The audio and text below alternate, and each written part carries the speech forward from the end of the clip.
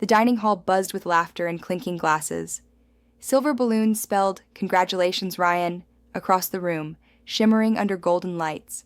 Every table overflowed with gifts, envelopes thick with cash, branded boxes, and smiling relatives snapping pictures. And then there was me, standing near the exit, clutching a small white envelope marked $1. It wasn't about the money. It was about the message. Across the room, my mother caught my eye and smiled that smug, polished smile, the one that said you'll always be the lesser one. My brother lifted his champagne glass, basking in applause. No one had remembered my son's birthday 2 weeks ago. No call, no card, no cake. Now they were celebrating as if generosity ran in their veins. When I placed the single dollar in the gift box, the laughter dimmed. A few heads turned. My mother's smile faltered. My brother frowned. I didn't flinch. I simply whispered, "Equal love should cost the same." They thought this would break me, but they had no idea what was coming. Before the $1 envelope, before the silence at my son's birthday, there was a time when I still believed family meant fairness. I used to be the peacemaker, the one who drove across town to help patch drywall in my brother's apartment, who hosted family dinners, who remembered every birthday and milestone. If someone needed something, I was there, no questions asked. My parents called me the responsible one.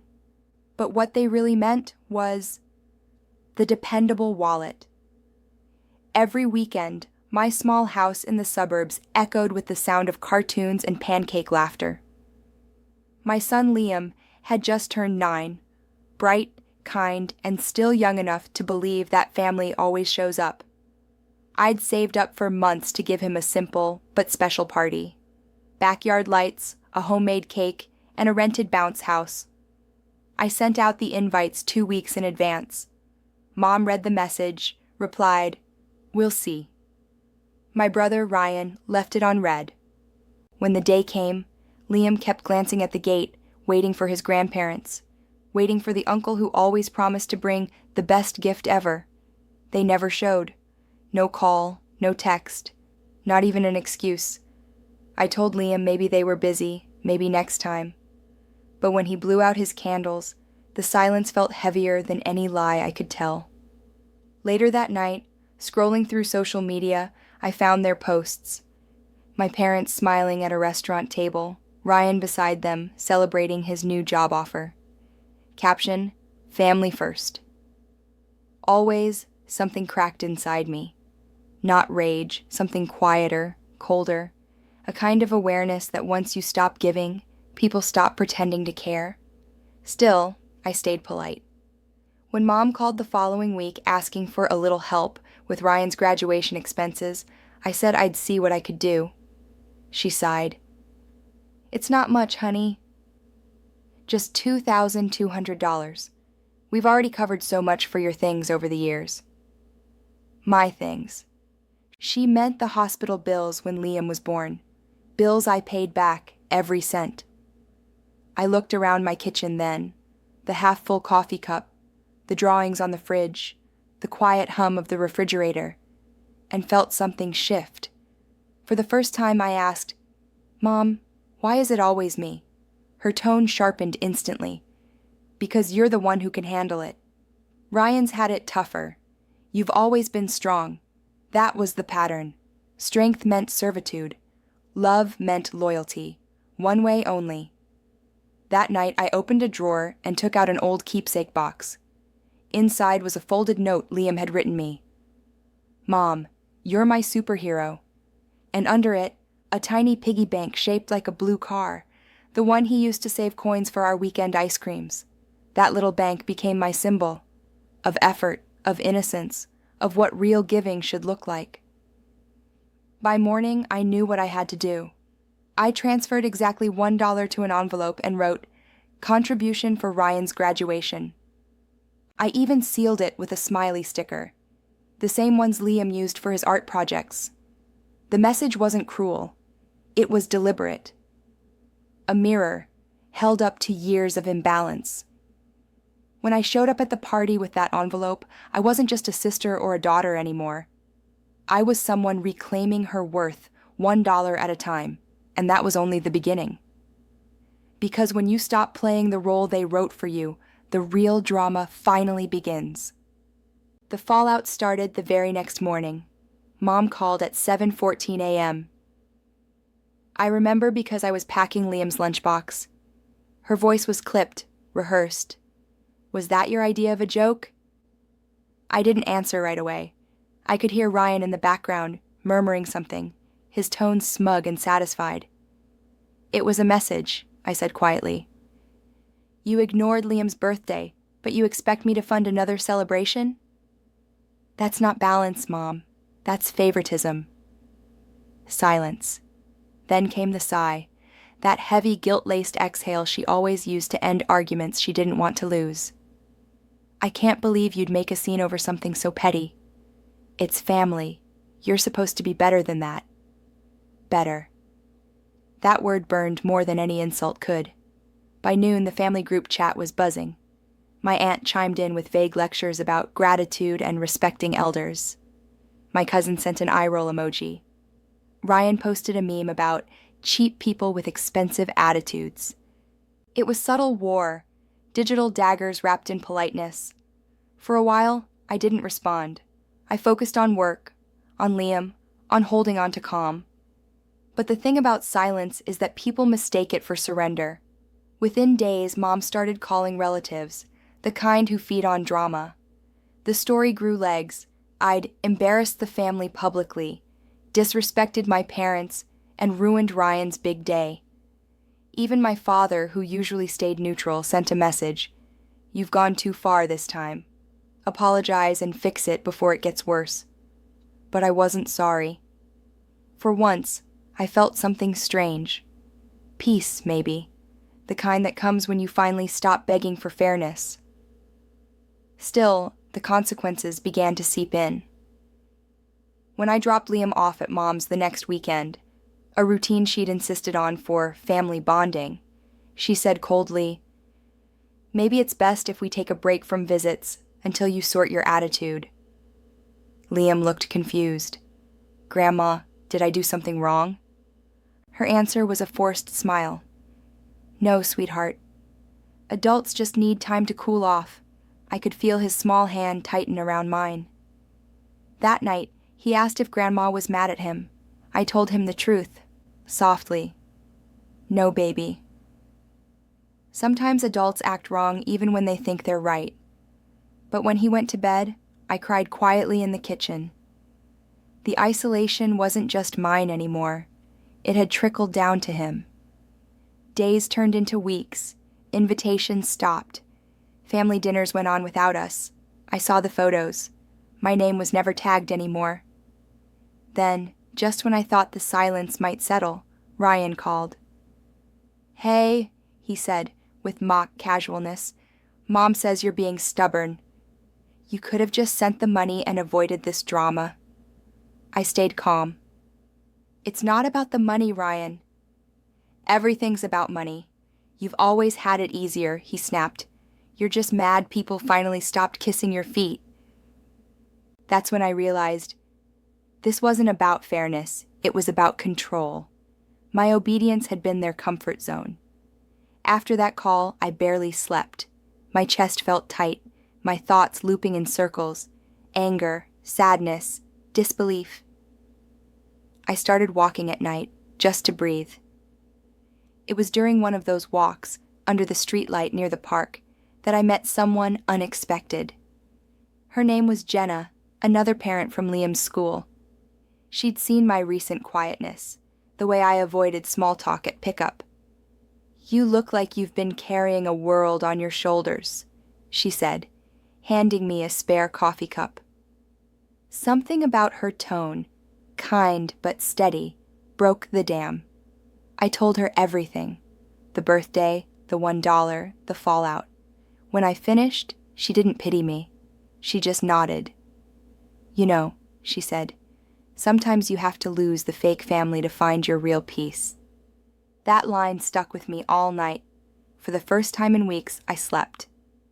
And the next morning, I woke up different, still hurt, still tired, but no longer afraid. That was the first time someone reminded me I wasn't alone. A month passed before I heard from my parents again.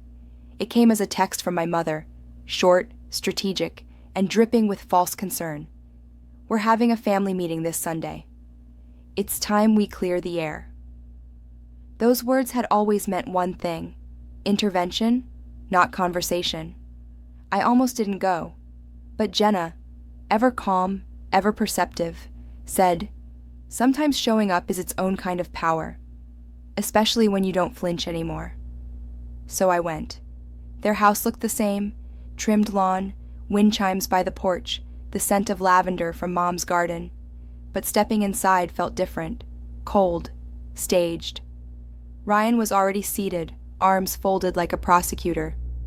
Mom stood by the kitchen counter where she'd lined up teacups like props for a peace talk.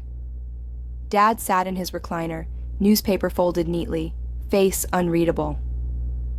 "Sit," Mom said, her tone clipped. "We need to talk about your behavior." I almost smiled. Behavior, as if dignity were a tantrum. She started slow, softening her voice. "Honey, you've always been so giving. But lately, it's like you've turned cold. You embarrassed your brother and hurt this family's image. Don't you see how unnecessary all this was?" Ryan leaned forward. "You could have just sent the money, like everyone else." Everyone else. The phrase echoed like an insult. I folded my hands. "You mean like everyone else who didn't show up for my son? Everyone else who uses love as leverage?" Mom exhaled sharply. "We're not here to argue." Then she pulled out a sheet of paper, an invoice. "Your brother still hasn't received your contribution. We're not asking for much, but $2,200 would show good faith." Something in me went still. I stared at the paper, at the absurdity of being billed for family loyalty. "Good faith?" I said softly. "You ignored your grandson's birthday and you're handing me an invoice." Mom's voice sharpened. "Don't twist this. Ryan's graduation was a milestone. We've all supported you over the years. Now it's your turn." That's when I did something I'd never done before. I reached into my bag and pulled out a small envelope, the same one I'd placed at the party. It was still sealed, still marked $1. I placed it on the table. "I already contributed," I said calmly, "exactly as much love as you gave my son." For a moment, silence. Then Ryan slammed his hand on the table. "You're pathetic." Dad stood abruptly. "Enough. This is tearing us apart. You both need to fix this before the entire family finds out." I met his eyes.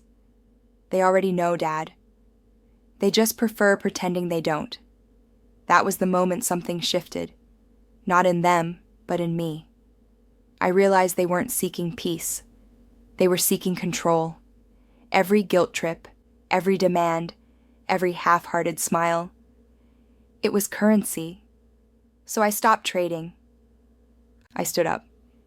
"If this family runs on conditions, then I'm broke." Mom's face froze. "You'll regret walking away." But the truth was, I'd been walking away for years. This was just the first time I wasn't looking back.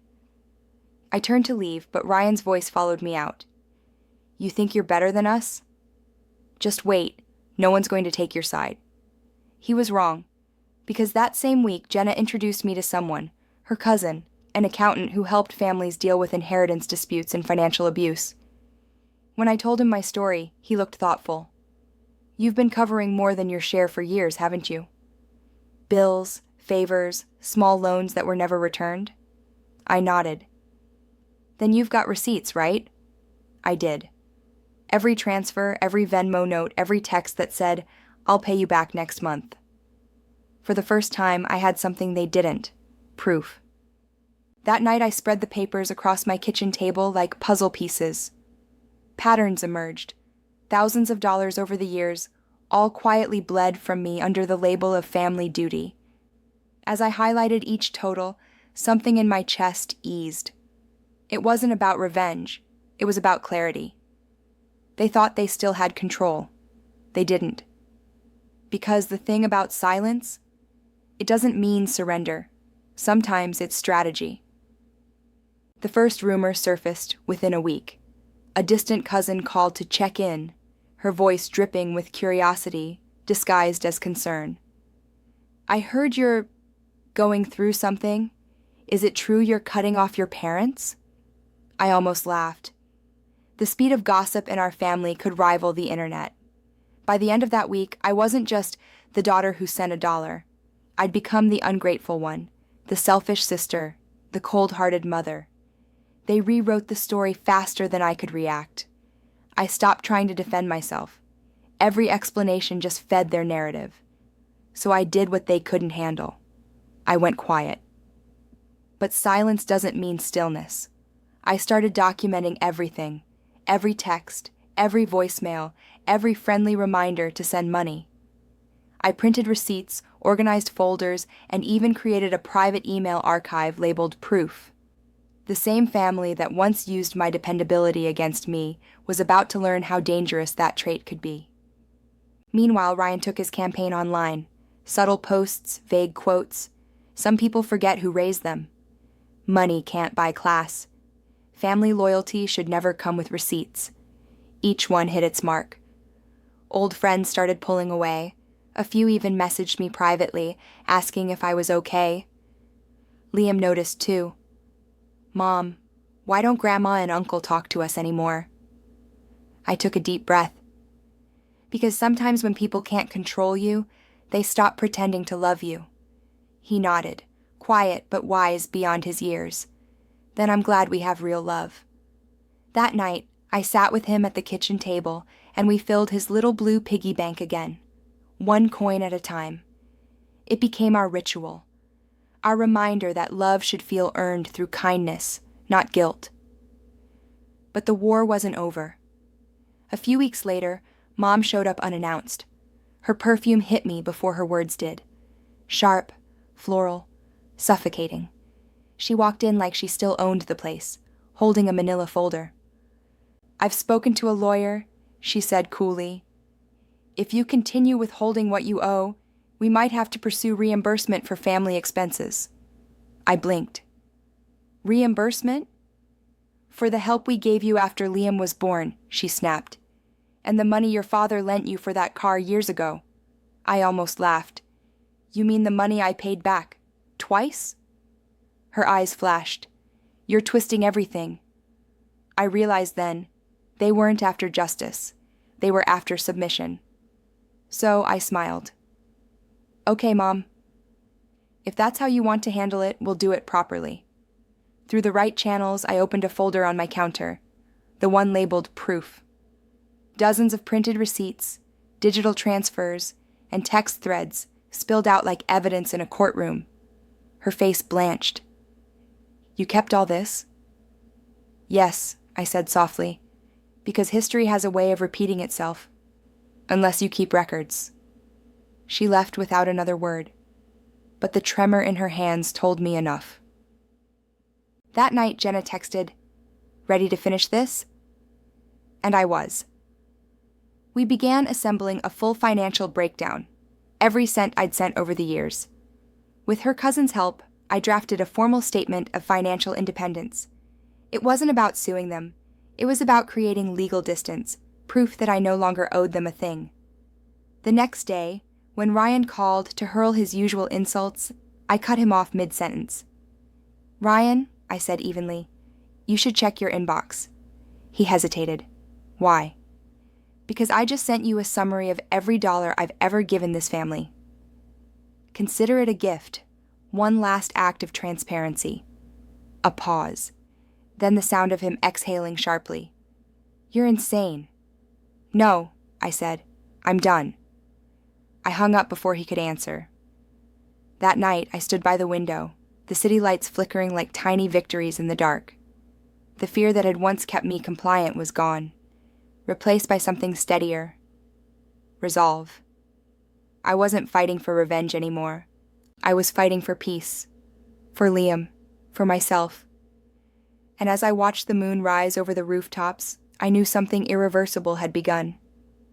The day of reckoning was coming, and no one could stop it. It happened on a Sunday, fitting somehow, the day families pretend everything's fine. The invitation came from my father this time. We're having a family brunch. Everyone will be there. Let's put things to rest. The message was brief, but the subtext was clear. Come explain yourself. Apologize. Perform your guilt. I agreed to come, not because I wanted peace, but because I was done hiding.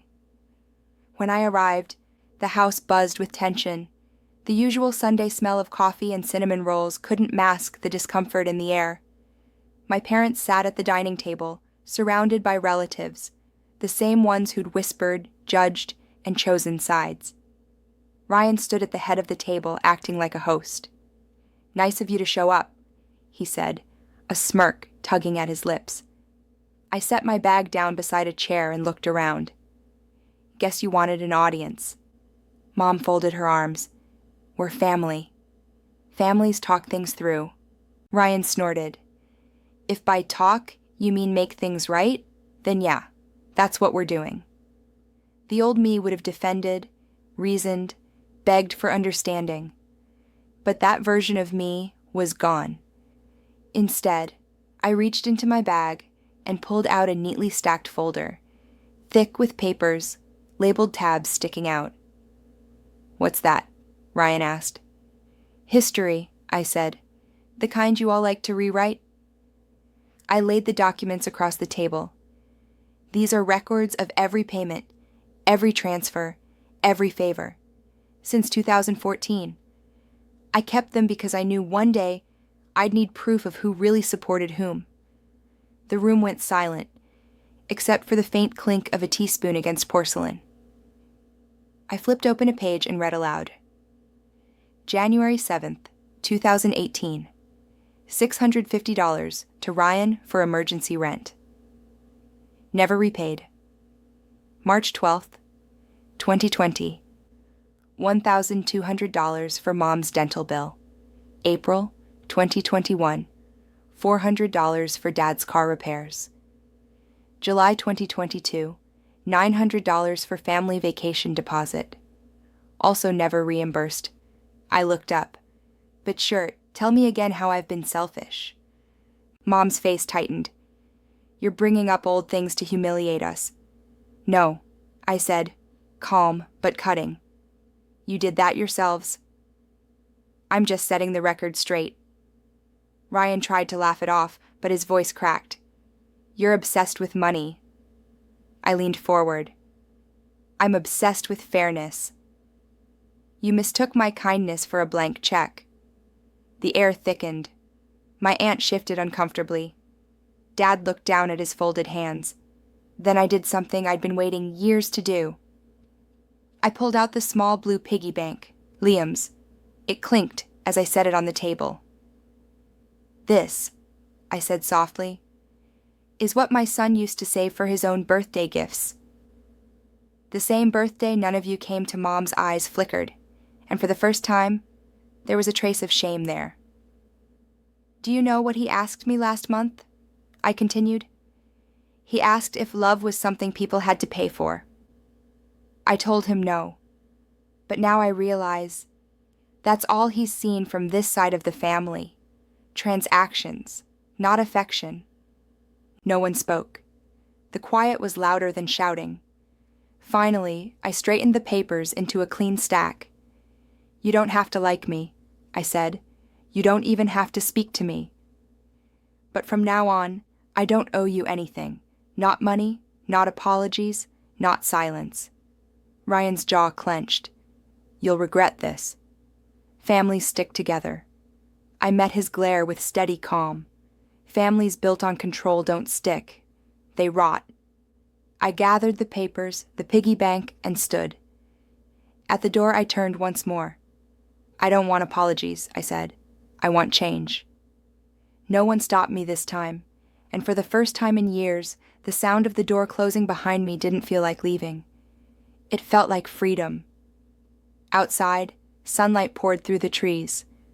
I took a deep breath, the air crisp and clean, and felt the weight of decades lift off my shoulders. It was over, or at least, their version of me was. I walked out of that house without a single dollar exchanged, but I'd finally reclaimed something worth far more: my peace. For weeks after the confrontation, the silence was deafening. No calls, no guilt-laced advice, just peace, the kind that finally feels earned. Mornings became lighter. Coffee, sunlight, Liam's laughter. No anxiety, no apologies, just us. At work, I stopped shrinking. My boss smiled. "You've changed." I said, "I stopped letting the wrong people define my worth." Jenna stayed my rock. On quiet walks, she said, "Some people lose family to find freedom." I replied, "Sometimes freedom is the family you needed all along." Then came a letter from my father. No return address. Just a line that read, "Maybe we were afraid of your strength. Take care of Liam." Not an apology, but peace in its own way. That night, Liam and I emptied his piggy bank. I replaced the coins with crisp $2 bills. "Why twos?" he asked. "Because one is what they gave us," I said. "Two is what we give ourselves. Double the love." He grinned. "Then we're rich." I framed a photo of Liam holding that blue piggy bank, sunlight on his face. Beneath it, I taped the words, "Equal love should cost the same." The lesson was never about money. It was about value. Every boundary I built wasn't just for me. It was for him. And as I watched Liam grow, brave and kind, I whispered to myself, this wasn't the end. It was the beginning. Outside, the world felt wide again, and I was finally free to live in it without asking permission. Sometimes, the cruelest thing family teaches you is how to love yourself better.